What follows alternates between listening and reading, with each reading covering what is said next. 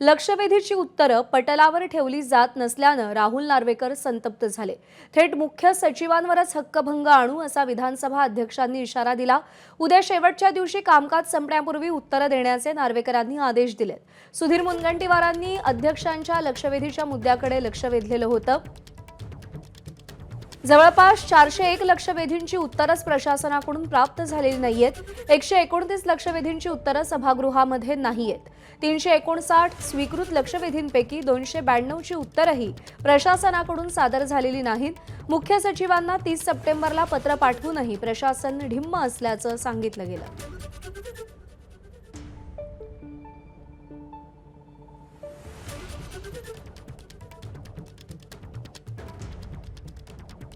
शेवटचा दिवस आहे आणि अध्यक्ष महाराज तुम्ही अध्यक्ष म्हणून अतिशय उत्तम कामकाज होते आहे।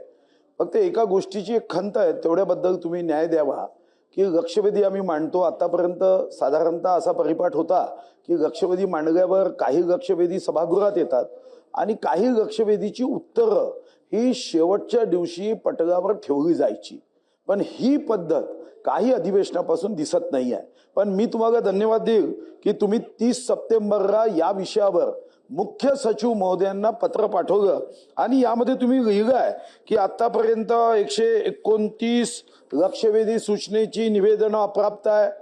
359 स्वीकृत लक्षवेधीपैकी 292 अप्राप्त आहे। माझी विनंती आहे अध्यक्ष महाराज, आजही मुख्य सचिव किंवा सरकारपेक्षा आपण उच्च पदावर सुनील भाऊ, आपण दिलेली माहिती ही अत्यंत योग्य आहे आणि जर का कुठच्याही अधिकाऱ्याला किंवा शासनाला असं वाटत असेल की विधिमंडळ, शासनाला नाही पण अधिकाऱ्यांना असं वाटत असेल की विधिमंडळाने दिलेले किंवा विधिमंडळाच्या पीठासीन अधिकाऱ्यांनी दिलेले निर्देशांचं पालन करणं बंधनकारक नाही आहे, तर तशा अधिकाऱ्यांना समज देण्यासाठी उद्या सभागृहाची बैठक संपण्यापूर्वी जर का या सगळ्या लक्षवेधींची जी प्रलंबित उत्तरं आहेत ती आली नाहीत तर मुख्य सचिवांवरती हक्कभंगाची कारवाई केली जाईल।